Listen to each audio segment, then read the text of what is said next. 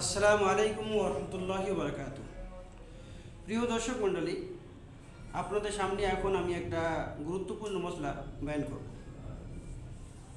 সেটা হলো এই যে রমজান মাসে রোজা অবস্থায় যদি ধোঁয়া নাকের ভিতর চলে যায় তো রোজাটা হবে কি না, এই সম্পর্কে আমরা যদি জানতে চাই তো শরীয়তের আদেশগুলো আমরা যে চলি তার চারটে পদ্ধতি আছে। প্রথম জিনিস হলো আমরা এটা কোরআন থেকে নেব। কোরআন থেকে যদি কোনো একটা জিনিস আমরা পরিপূর্ণভাবে পেয়ে যাই আর স্পষ্টভাবে যদি পেয়ে যাই তাহলে আর অন্যদিকে যাবার কোনো প্রয়োজন নেই।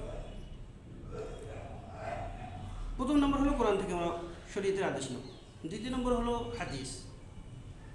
কোনো জিনিস যখন কোরআনে আমরা অস্পষ্ট পাই তখন সেটা আমরা হাদিস থেকে নিয়ে নিই। যেমন কোরআনে বলা হয়েছে নামাজ পড়ো, কিন্তু কোন পদ্ধতিতে নামাজ পড়তে হবে সেটা কোরআনে নেই। সেটা দেখতে গেলে আমাদের হাদিস থেকে নিতে হবে। তো দ্বিতীয় নম্বর গেল শরীয়তের পদ্ধতির উপর চলার জন্য দ্বিতীয় নম্বর হাদিস। তৃতীয় নম্বর ইজমা। ইজমার মানে হলো এই কোনো একটা মসলার উপর শরীয়তের কোনো আদেশের উপর উম্মতের সোলাহা, ফোকাহা, মুহাদ্দিসিন, মুফাসসিরিন যখন ঐক্যবদ্ধ হয়ে সেই মতটা পেশ করে সেটা আমাদেরকে নিতে হবে। এটাকে ইজমা বলা হয়। ও কেয়াস, শরীয়তের কোনো একটা মশলা সামনে রেখে তার থেকে একটা নতুন মশলা বার করে নেওয়া। এই চারটে পদ্ধতি। তো আমরা এই সময় এখন ধোঁয়া সম্পর্কে জানার জন্য কোরআনে কারীমের আয়াত সূরা হজ ৭৮ নম্বর আয়াত থেকে আমরা জানতে পারি, ওমা জাআলা আলাইকুম ফিদ্দীন মিন হারাজ।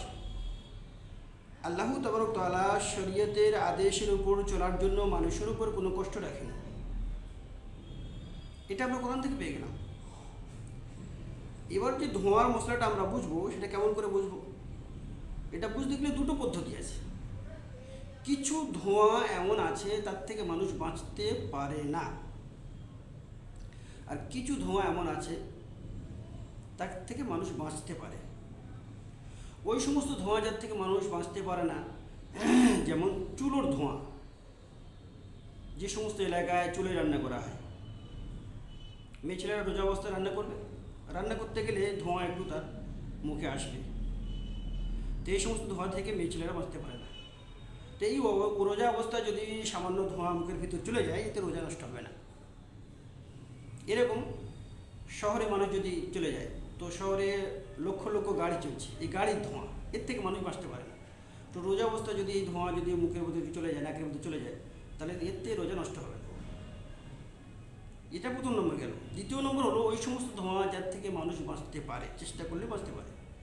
যেমন বিড়ির ধোঁয়া, সিগারেটের ধোঁয়া, আগরবাতির ধোঁয়া ইত্যাদি। এই সমস্ত ধোঁয়া মানুষ চেষ্টা করলে বাঁচতে পারে। তো ইচ্ছাকৃতভাবে মানুষ কেউ বিড়ি পান করতেছে, সেখানে রোজাদার মানুষ বসে আছে আর সেই ধোঁয়া নাকের ভিতরে আসছে, এতে রোজা নষ্ট হবে। তার উচিত যে মানুষ বিড়ি পান করছে তার কাছে না বসে, সেক্ষেত্রে সরে যায়। সিগারেটের ধোঁয়া, আগরবাতি, ইচ্ছাগতভাবে রমজান মাসে রোজা অবস্থায় আগরবাতি জ্বালিয়ে আর ধোঁয়া নিচ্ছে, এতে রোজা নষ্ট হয়ে যাবে। এই জন্য আগরবাতি জ্বালিয়ে রোজা অবস্থায় ধোঁয়া নেওয়াটা ঠিক নয়। এর থেকে একটা নতুন মশলা বার হয়ে আসে। যেমন কিছু কিছু এলাকা এমন আছে সেখানে মশা মাছি খুব বেশি, তার থেকে বাঁচার জন্য মানুষ ধূপ জ্বালায়। এখনকার মশা কাটলে এত জ্বালা করে সেই জায়গাটা ফুলে যায়, চুলকোয় বেশি। তো এই কষ্ট থেকে বাঁচার জন্য রোজা অবস্থায় ধূপবাতি জ্বালিয়েছে। আর আল্লাহ তাআলা কোরআনে বললেন, শরীয়তের আদেশের উপর চলার জন্য তোমাদের প্রতি কোনো কষ্ট রাখা হয়নি। তো মশায় কামড়ালে কষ্ট হবে, এই কষ্ট থেকে বাঁচার জন্য ধূপবাতি জ্বালিয়েছে। আর সেই ধোঁয়া একটু একটু মুখের মতো যদি চলে যায়, নাকে চলে যায়, তো কোনো অসুবিধা নেই, এতে রোজা নষ্ট হবে না। কিন্তু ইচ্ছাকৃতভাবে আগরবাতি জ্বালিয়ে ধোঁয়া নেওয়া, অথবা বিড়ি সিগারেটের ধোঁয়া যারা বিড়ি পান করতে সেখানে ইচ্ছাকৃতভাবে বসে থাকা, এই ধোঁয়া যদি অন্তরে চলে যায়, নাকের ভিতরে চলে যায়, তো এতে রোজা নষ্ট হয়ে যাবে। এই জন্য এই ভিডিও আমি আপনাদের সামনে রাখলাম, একটু পরিষ্কার করে দিলাম। এর থেকে আমাদেরকে বাঁচতে হবে। রোজা অবস্থায় আল্লাহ তাআলা এরকম ধোঁয়া থেকে, যে সমস্ত ধোঁয়া থেকে রোজা নষ্ট হয়ে যাবে তার থেকে বাঁচার আমাদের আল্লাহ তাআলা প্রত্যেকে তৌফিক দান করুন। ওমা আলাইনা ইল্লাল বালাগ। আপনি ভিডিও দেখবেন, অপরকে শেয়ার করে দেবেন।